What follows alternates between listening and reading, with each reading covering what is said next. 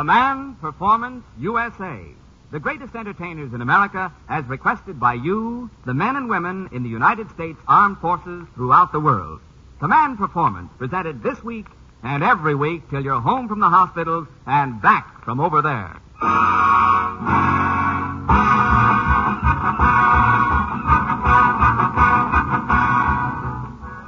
Hi, gang. This is Terry O'Sullivan, ushering in another Command Performance. Yes, sir, 30 full minutes of the top tunes and talent ordered in those letters, care of Armed Forces Radio, Los Angeles, USA.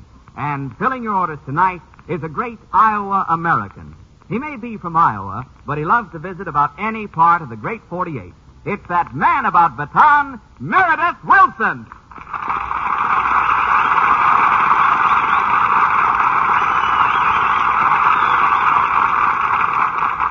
Thank you, Terry, and good evening all. Thanks to Corporal Bob Lesterson for asking me in, and I'll repay the Corporal right now by telling a great story. Now, Corporal, you know why a man always stands with his back to the fireplace? Hmm? Well, it seems that years ago, Meredith, in the Ark... Meredith, I don't think you better tell that story. Look, you better just introduce our glamour girl for tonight. Please, Terry. Now, the reason this fellow was standing there with his back to the fireplace... Meredith! ...was because... Meredith! Huh? Now, just introduce the girl. Now, you said you'd dig up a high-toned introduction for her. Well, Terry, I went through lots of books looking for a pretty tribute to fit a pretty guest. But the one I found doesn't, it doesn't quite fit a girl. It's a dilly of a tribute, though. Oh, really? Well, how does it go? Like this. Science can analyze pork sausage and say how much of it is phosphorus. But science cannot analyze any man's wish for pork sausage and say how much of it is hunger, how much nervous fancy, how much a haunting love of the beautiful. The man's desire for pork sausage remains as mystical and ethereal as his desire for heaven. Well...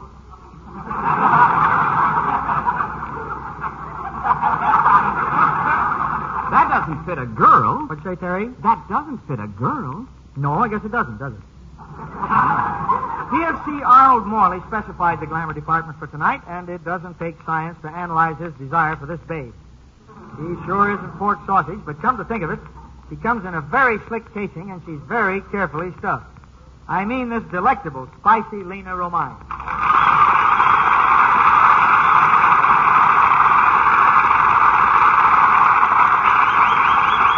Hello, everybody. Now I'd like to dig right into a number for William H. Gurney in Yokohama. Maestro?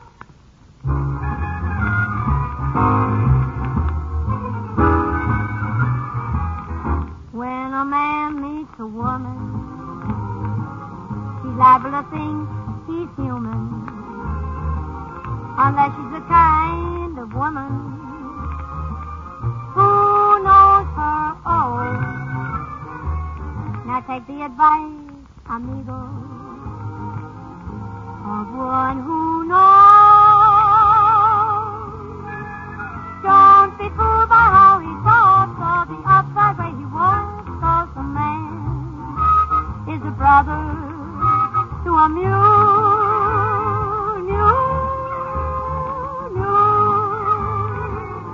When a man gets contrary, it is best to be wary, unless you're the kind of woman who knows her mule. Now take the advice, muchacho, of one who's wise. Disregard his gentle side, 'cause when you get neither side, a man is a brother to a mule.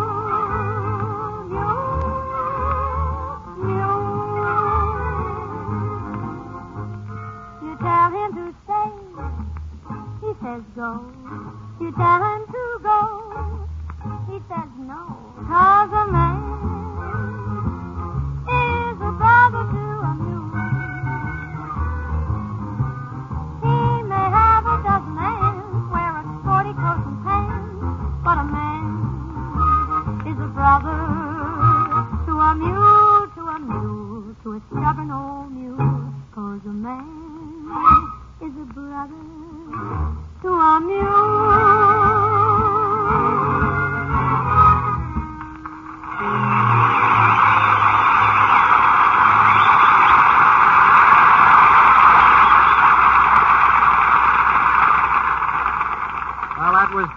mighty fine, Lina. That's what it was. Well, thanks, Meredith. And I want to thank you for that sweet introduction and for all your trouble looking for it. Gee, going through all those books and everything. Oh, it was worth all the trouble, Lina. I learned so many interesting things. Now, when I go out with a girl, I'll never be at a loss as to what I should say. Really, Meredith? Well, darling, suppose you and I are alone together in Griffith Park. Just us, huh? Underneath a beautiful moon. You're a man. I'm a woman. Yeah. Your arms are around me. I pursed my lips. Now, what do you say? Lina, Yes, Meredith. did you know that the largest toy drum factory in the world was located in Massachusetts? Isn't that kind of interesting? Lina? Well, frankly, Meredith, I think we'd better give our listeners some dialogue with a lighter touch. Well, that's okay with me. I'll tell him my joke, if you'll help me. All you have to do is to ask me, why does a man always stand with his back to the fireplace? Okay, Meredith. Why does a man stand with his back to the fireplace? Oh, boy, I finally get to tell it. You see, Lina, years ago, a boy named Sam was standing... Meredith? Why, it's Meredith Wilson's Talking People.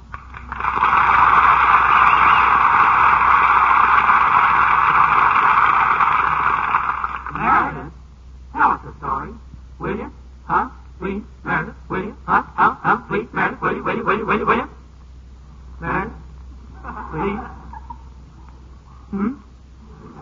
Well, of course I'll tell you a story. Now, how would you like me to tell you why a man always stands with his back to the fireplace? Oh. Well, possibly you'd like to hear the story about the three trees. Wait a minute, Meredith. Well, what's the matter? You mean that old yarn about the woodland glade? Cuckoo, cuckoo. Surrounded by the three trees? There, and there? Well, I only thought that it might... Could you possibly be referring to that old chestnut about the pretty little rabbit? Who passed through the woodland glade? Cuckoo, cuckoo. Surrounded by the three trees? There, and there? Well, I admit that it may be not the And newest... stopped to drink at the beautiful bubbling spring? Blue, blue. How was that spring again? Blue, blue. And finally comes the hunter, frightening the pretty little rabbit away from the beautiful bubbling spring. Blue, blue. There, surrounded by the three trees. There, and there. Was that the story you wanted to tell us, Meredith? I wish I were dead.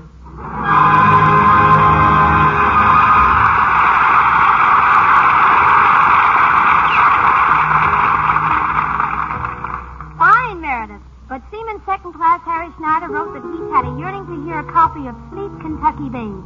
And I think your talking people are just the people to sing it for us. Barbershop style.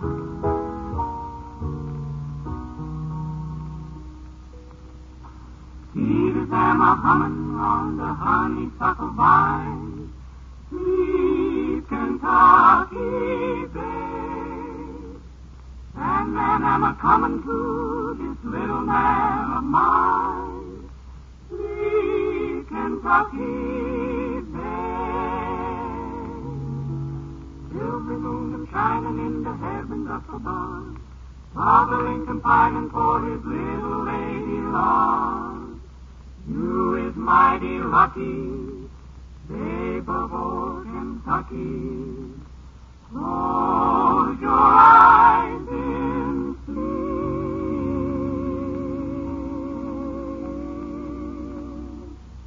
Fly away, fly away, Kentucky babe. Fly away to rest. Fly away, may your little curly hair on your mammy's breast.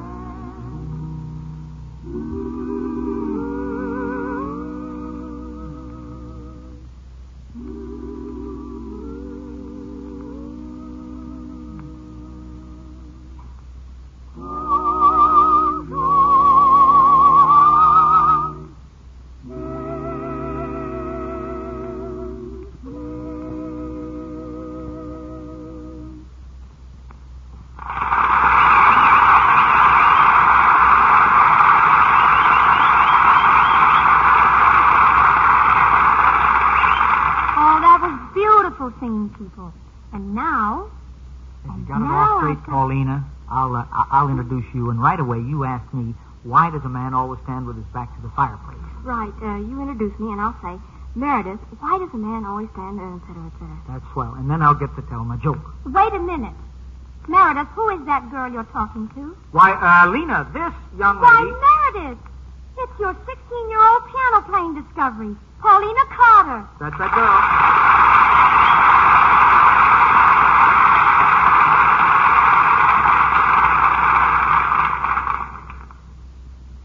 You got a line here now, Paulina. Hello, Lina. That's now, the line. Meredith, why does a man... Paulina, Oh. I think you're just wonderful. I've heard so much about your work. Why don't you sit right down and play what I gave you?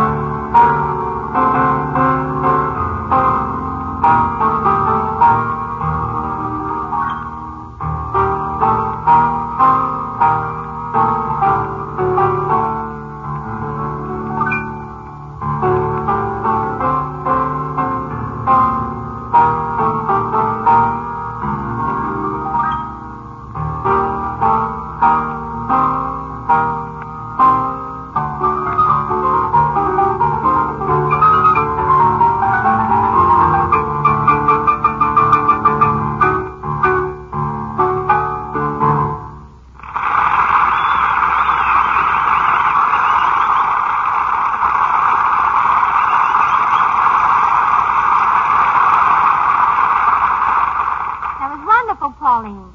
And that calls for an encore. How about Rush Hour in Hong Kong, which I'll bet H.A. second-class Otto Sikorsky, U.S. Naval Hospital in San Diego, would love to hear.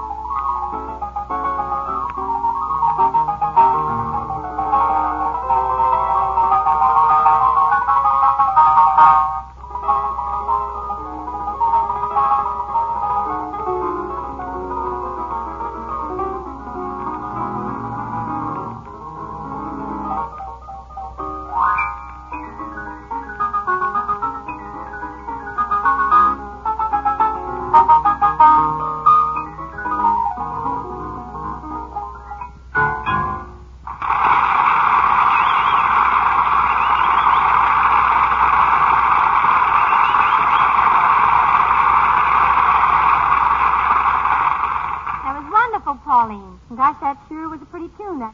And it's done by slapping down a few black dots on a piece of paper.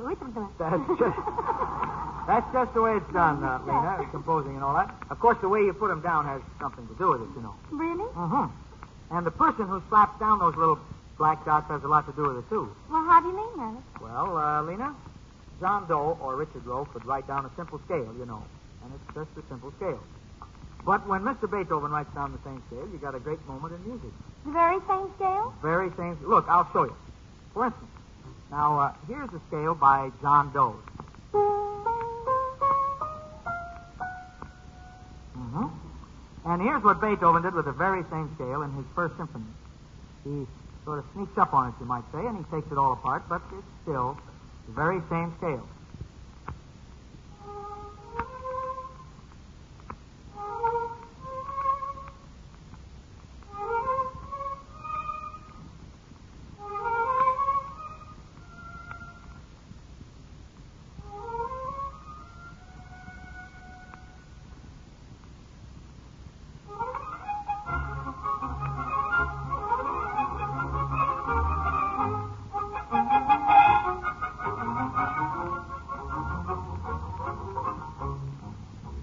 Doctor, isn't that just simply elegant?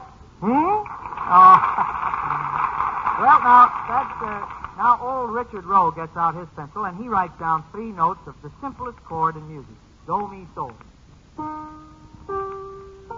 it. Now what have you got? Well, you got do, mi, sol. Nothing. But just let Johann Strauss fool around with those same notes and they become great.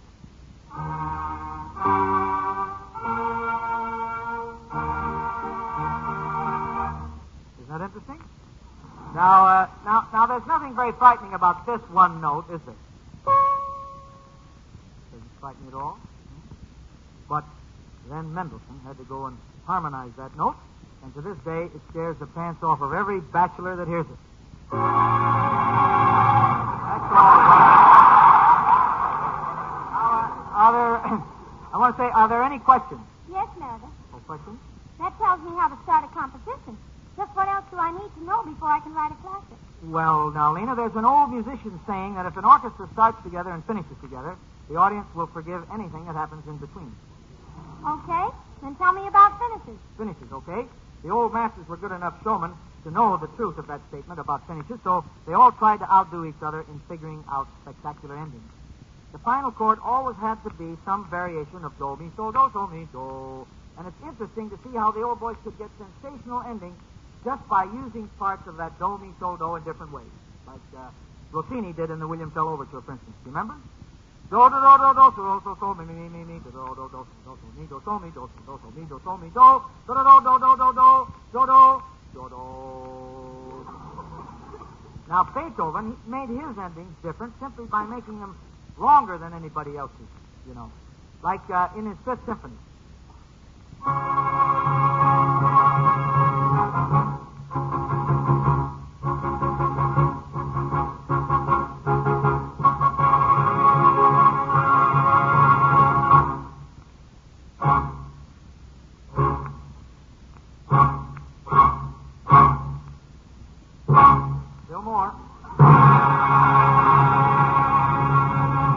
Right out of the original score. Now, I guess he figured that the audience would be so worn out that they'd applaud out of sheer relief, just like you folks started to, you know. Well, now for the ending of the Second Hungarian Rhapsody, Liszt had a completely different idea. I guess he thought he could frighten his audience into applause before they knew what they were doing. Then, of course, there's that dainty, graceful scherzo ending that gets the elegant, perfumed, gloved applause of the ladies at the Friday afternoon musical.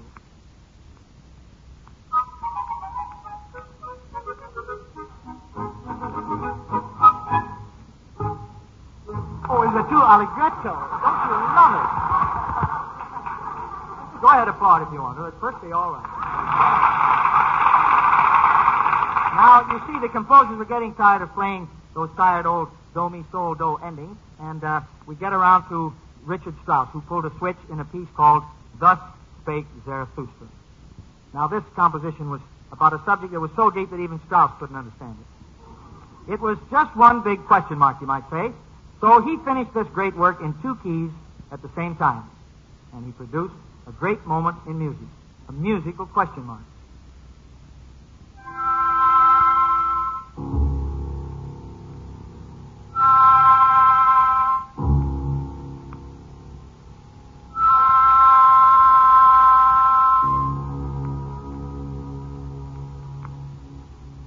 Now, some bright boy now decided that they better add the 7th to those endings. That sounds very technical. No, Lina, it isn't technical at all. Just number each note in the scale and you'll find the 7th. Easy enough. 1, 2, 3, 4, 5, 6, 7. That started the good evening, friends ending, or without a shirt, as you prefer. Well, that got tiresome, so they raised it a half a tone. Then they added the 9th.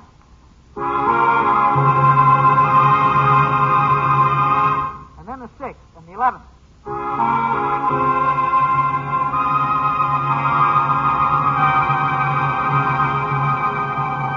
And you know something? I don't think there's anything more they can add. So it is just remotely possible that we may, someday, get back to a plain old do, mi, sol, do ending. It's C major chord.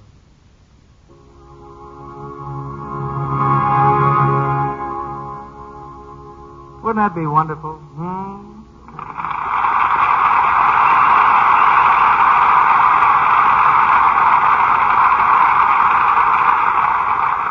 So much for that. Now, I'd like to tell you why a man always stands with his back to the fireplace.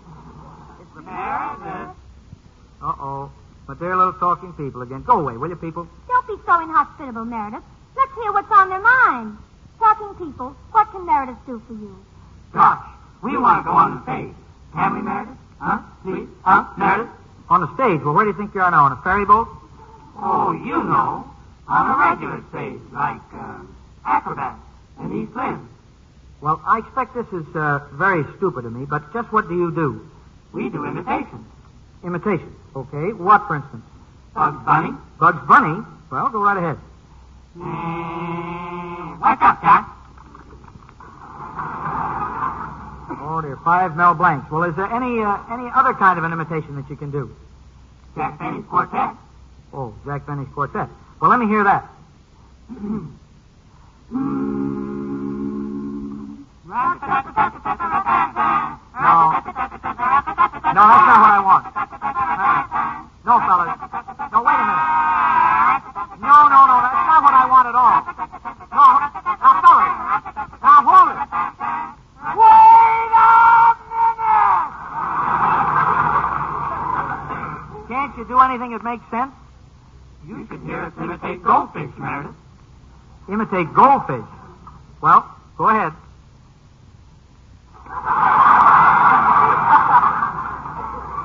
Is that all? Yeah.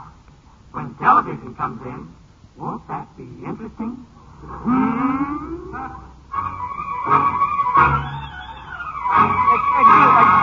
Michelle, excuse me. I hate myself for interrupting like this, but if these talking people can give out with their corny imitations, I should think that I could tell my joke about the man who always stands with his back to the... And why... No, you can't. Because they're all fit to do Managua, Nicaragua for the boys of Company C in Tokyo. Sorry, Meredith.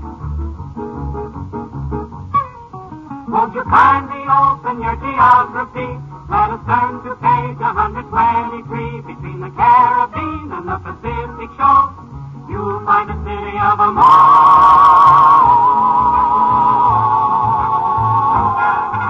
Managua, Nicaragua is a beautiful town. You buy a hacienda for a few pesos down. You give it to the lady you are trying to win. But her papa doesn't let you come in. Managua, Nicaragua is a heavenly place. You ask a senorita for a little embrace. She answers you, in Managua, Nicaragua, that's no. I have been to many times before. I might include even Brooklyn. If you're ever feeling out of sorts, I'd like to recommend a look in Managua, Nicaragua. A wonderful spot, there's coffee, the weather and the temperature hot. So take a trip and on the ship sail away.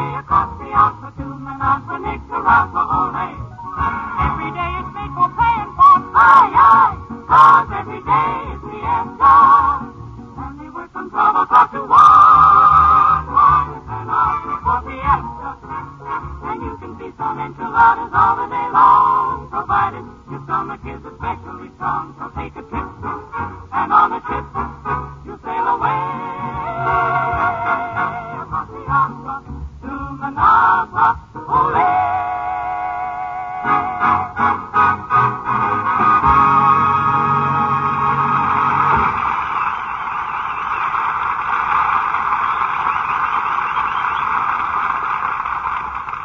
Well, Meredith, this is where we thank the gang for asking us in. And those thanks come from everyone on the show. Meredith Wilson and his talking people, and Paulina Carter, and our announcer, Terry O'Sullivan. Meredith, Uh-oh, talking people again. Well, what do you want now? why does a man always stand with his back to the fireplace? Now they ask me. Good night, all. This is Lina Romay, fellas. Good night. This program was arranged with the aid of the Hollywood Coordinating Committee. This is the United States Armed Forces Radio Service, the voice of information and education.